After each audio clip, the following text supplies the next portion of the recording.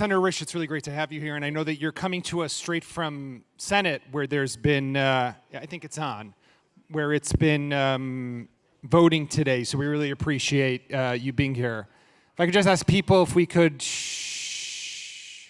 Thank you very much.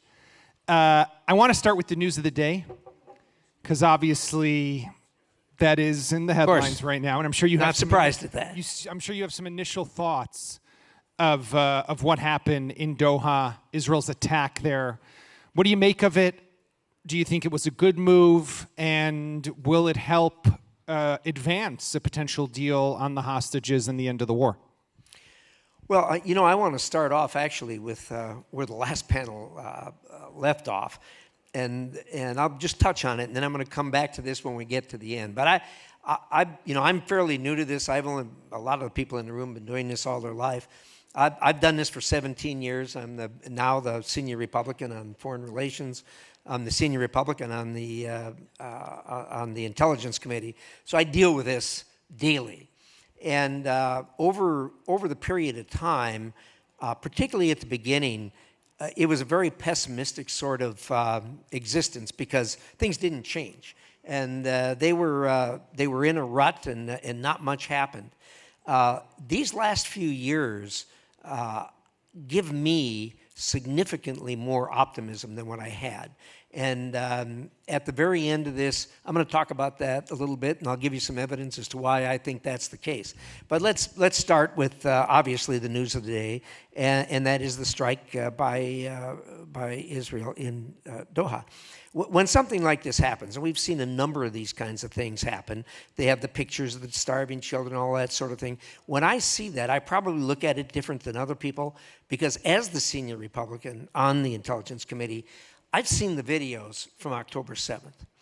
And there were 2,200 people killed on October 7th, and there were a number of hostages taken, obviously. And this was done knowingly, willfully, intentionally, with malice, and with a black and abandoned heart by Hamas. Period. Full stop. Israel had nothing to do with this. They were minding their own business, as they generally do, and along came this. The horrific torture that was inflicted on the Israeli people on that day created a reaction that is actually wholly and totally predictable amongst human beings. If this happened in the United States, and the same on a proportionate basis, this would have been hundreds of thousands of people. And I can't imagine how we would respond to that differently than the Israelis have. You would set out to destroy an enemy who have shown over and over and over again that this is who they are. This isn't a one-off. This isn't something that just kind of happened. These people have shown us over and over again who they are. So I'm with everybody else. I want a ceasefire.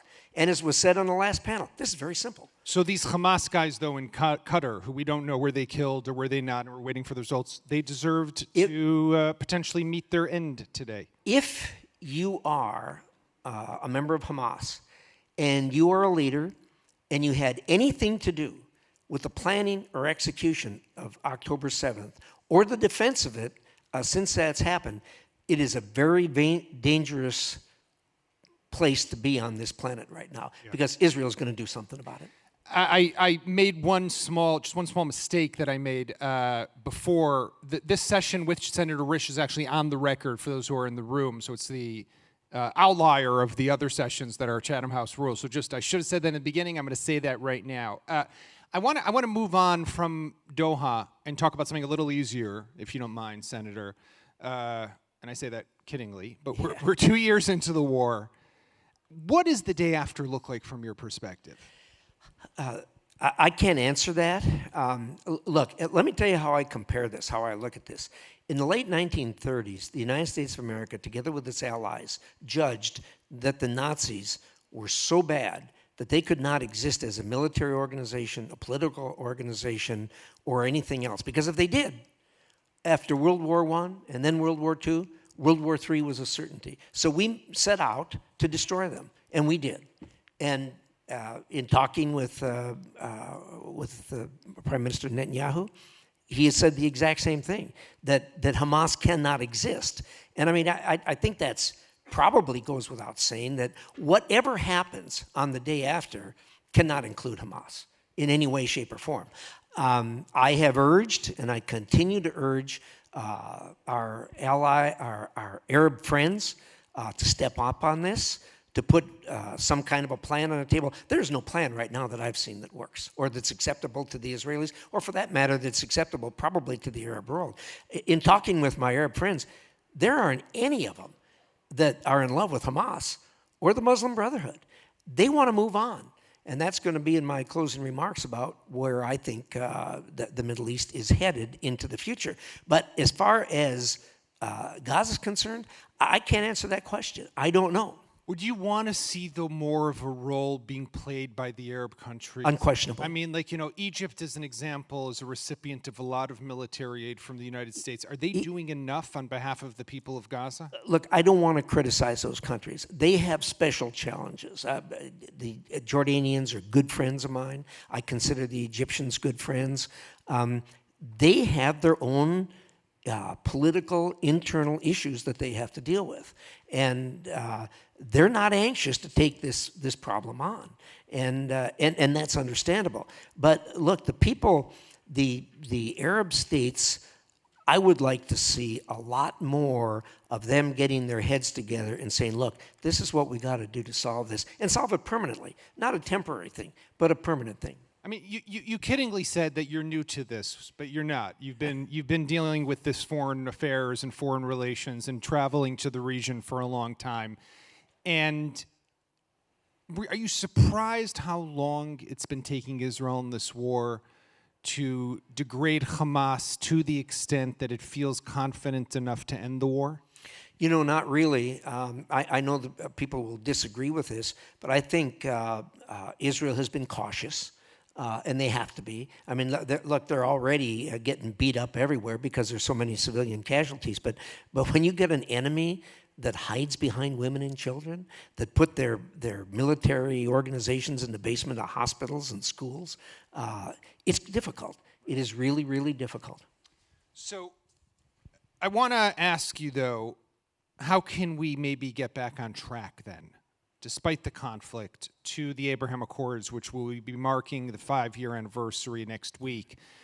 And it seems that this is far away from us today. I mean, we heard the last panel, and while there might be some hope and optimism, the visions are very different from what the Israelis, at least the Israeli minister on this panel, was discussing, who's from the coalition, and what Minister Noor El-Kabi was trying to project as someone from the United Arab Emirates. And I'm curious, we have a lot of Arab countries that are here today and represented, from Egypt and Jordan and the UAE and Qataris and others.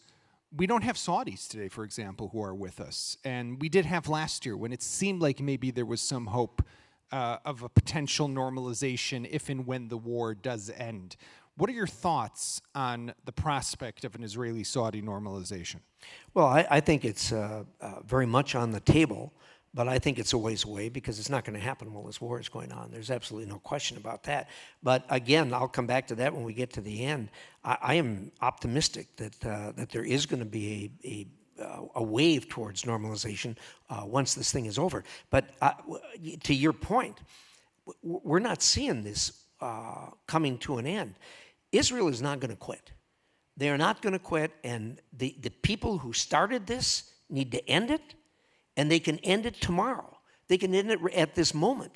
All they got to do is lay down their arms and surrender. And that's how it's going to end. If it doesn't end that way, then it's going to end like World War II ended for us, and that is, we got them all. Before your two panels before you, we had Ambassador Tom Barrack, who was here.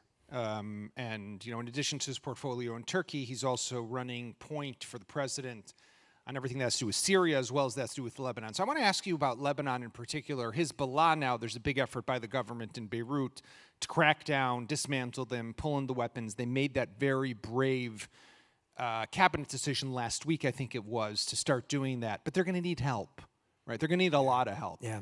How do you view it from the Senate? And is the Senate, in your view, prepared to make the decisions that would give them the aid that they need? The answer to that's yes.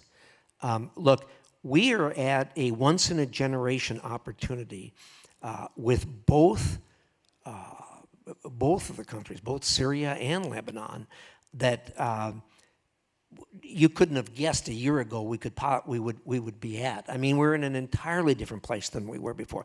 Admittedly, as far as Hezbollah is concerned, Israel gave them some help. That event that they did to disable Hezbollah will go down in history and be studied for centuries, I think, in war colleges.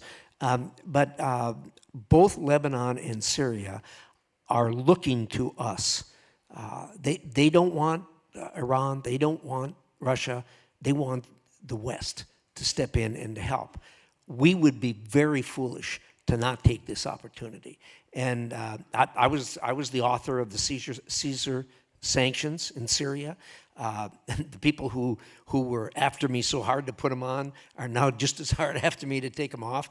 I want to help. I really do. And I think, I don't know anybody in the Senate that isn't all in on what can we do to help Lebanon and Syria get on their feet. Those are two countries that are really foundational countries in the Middle East and will play a big role on how the Middle East goes forward. So if the Israeli prime minister comes to see you and says, Senator, there's the prospect of removing the sanctions from the Syrians, there's the military aid to Lebanon, but what's also going to be asked of me is I got to pull out my forces from southern Lebanon, I got to pull out my forces from the Syrian side of the Golan Heights, and potentially, I'm guessing, in an agreement in either of those cases, dismantle those military positions.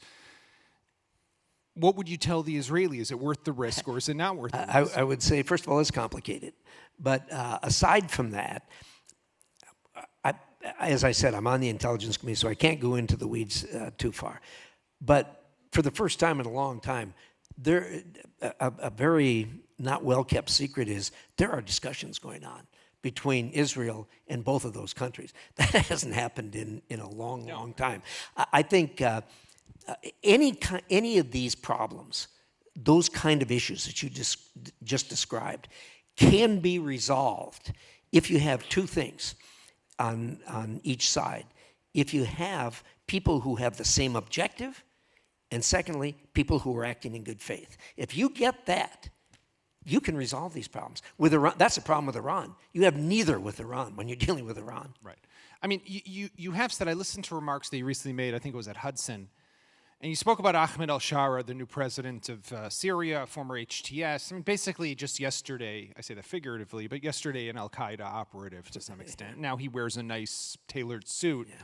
So he looks very different, and maybe he is, and maybe he is rebranding himself as a moderate. But you have outlined conditions that he needs to meet for sanctions to be lifted. What are those conditions? Well, let's back up for a minute. On December 8th, we all danced a jig when we found out that Assad was gone and Syria was going to be free.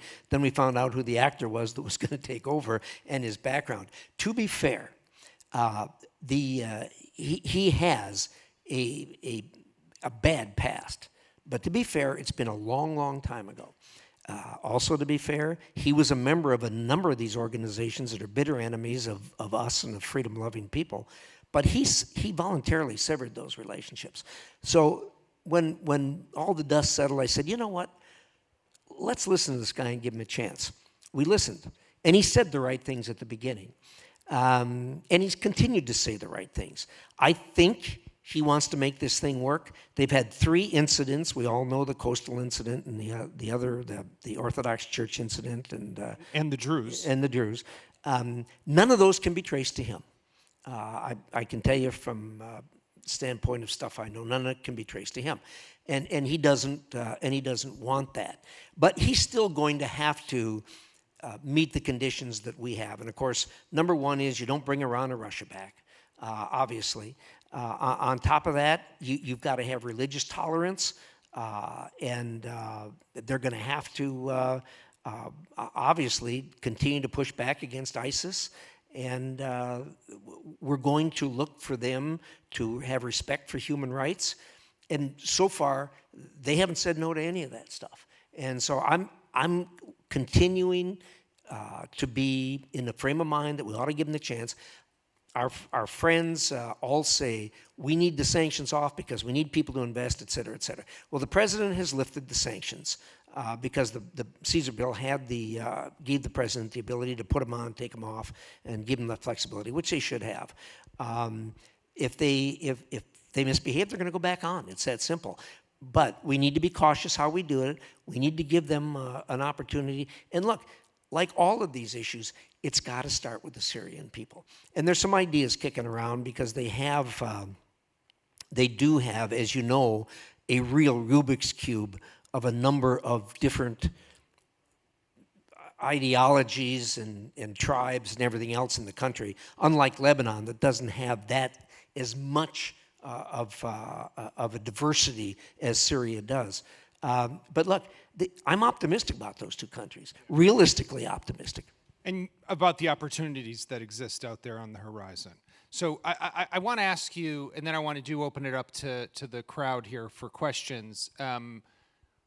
Iran, after the 12-day war, right, which I think it was President Trump who said it was twice better than the 6-day war, right?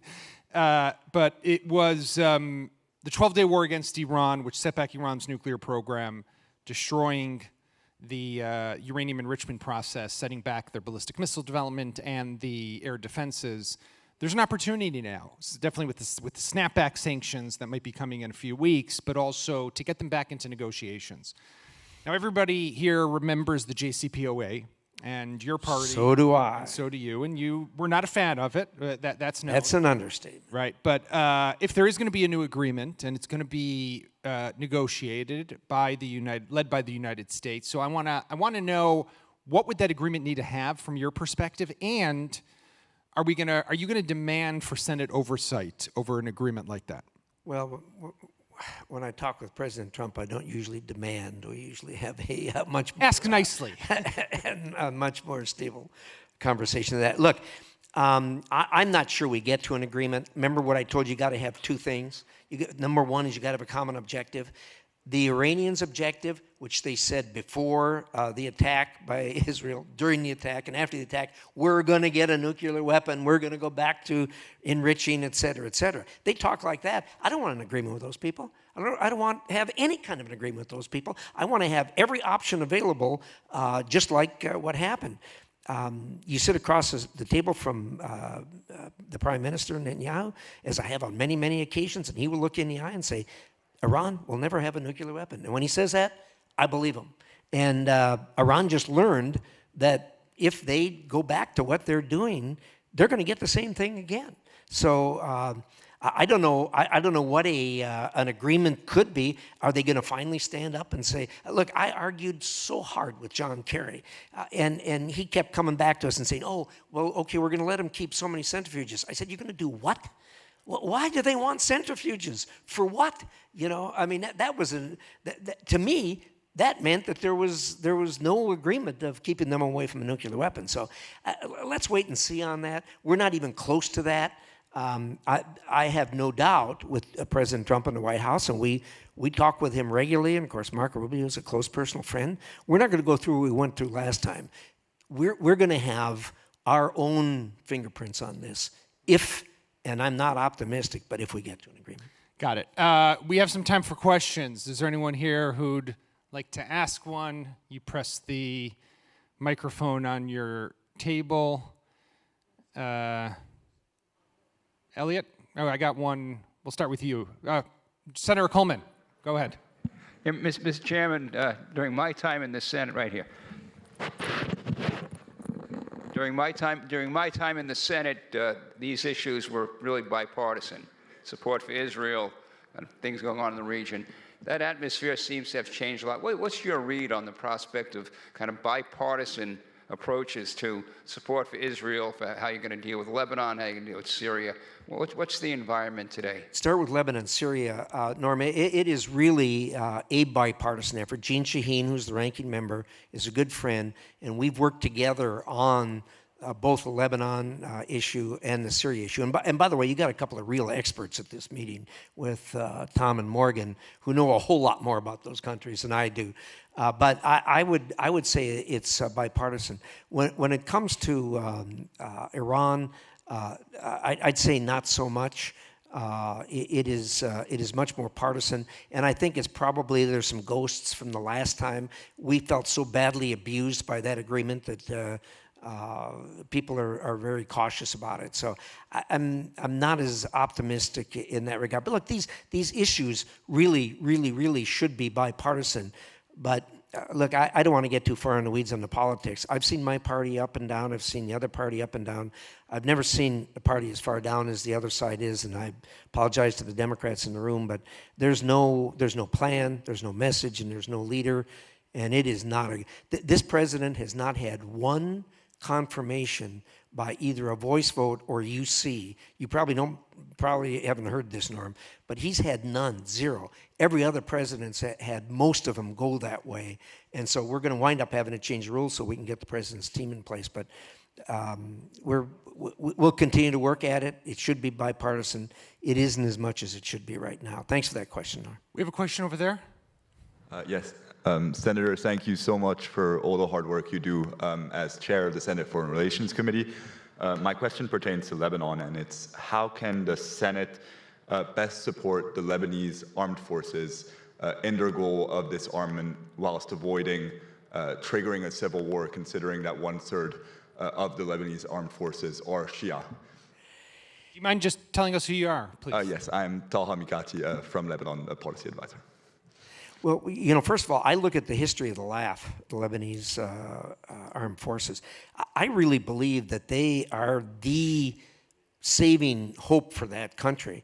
They have handled things incredibly well in recent years under the circumstances. We have supported the LAF, as you know, financially quite well in recent years. It's our intent to continue to do that. Again, they need to figure these things out internally, and there's some good indications that that's actually happening. I'm cautiously optimistic, and the Lebanese armed forces are certainly one of the foundations for that. Great question. Elliot? Hi, Senator. Has there been any discussion with Shara, to your knowledge, about the Russian naval base? You mentioned, you know, we want Iran out, Russia out. And the biggest Russian asset is that naval base. Has there ever been some talk about that with him? Yes. Can you elaborate? No.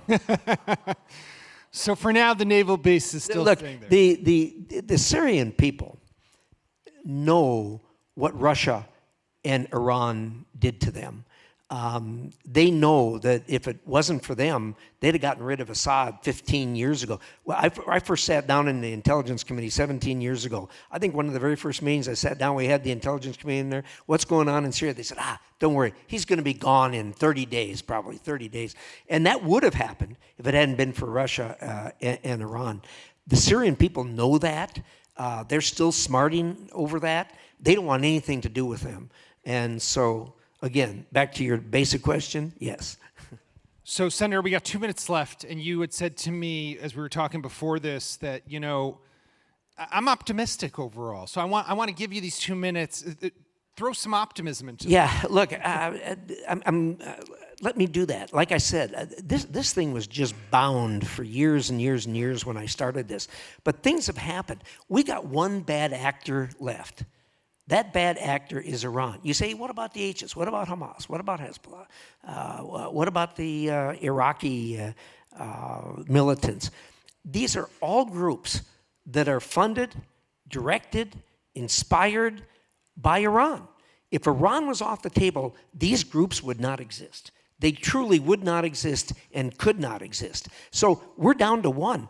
Look, when I started in this business, if there was a blow-up like this, you had the Israel on one side, and you had the rest of the Middle East on the other, with the exception of Jordan and Egypt, who had a cold peace with them. You know, they learned their lesson decades ago and said, "Look, we're done with this." They don't love each other, but they had a cold peace. What's happened is the rest of in talking with my Arab friends over the time, they're sick and tired of Iran. And they're sick and tired of where Iran is trying to take them. And they're sick and tired of groups like the Muslim Brotherhood and Hamas and the other H's trying to lead them in a direction they don't want to go. I think the turning point was the original Abraham Accords. Trump doesn't get nearly the credit for that, as he usually doesn't on things. I think people will look back at that as a turning point. And you say to me, well, what other objective evidence do you have? Everybody in this room remembers during the war that Iran had enough, and so they decided to launch 300 rockets in one night at Israel. Well, what happened on that night? Well, not one of them did any damage because of Iron Dome, which is really good, but also the Israeli pilots flew, the US pilots flew, the British pilots flew, the French pilots flew. No news there. But there were 2 Arab countries flying, defending Israel against an attack by Iran. If that doesn't indicate that there is a change, I don't know what does. I talk to people from the Middle East. They don't want the old Middle East. They want to look forward into the 21st century. And again, I look at Syria. One of the things that really broke the ice with me was Lebanon and Syria over the last 12 months or so. There is change in the Middle East. And I think it's changed for the good. And I think the Middle East is going to continue to move forward. And it's going to depend on how well we can all, us and everybody else, suppress Iran. We cannot have a country that has the objectives that and when I talk about Iran, I'm not talking about the Iranian people. I deal with them, and I mean, these are good. You got rid of this, the regime that's in there, they would be a Western-leaning country, moving forward progressively and put themselves on good footing very quickly. It can't happen with this regime. Well, Senator Jim Risch, the chairman of the Senate Foreign Relations Committee, I want to thank you for being here with us, really a tour de force, and for throwing some optimism into the room. So thank you very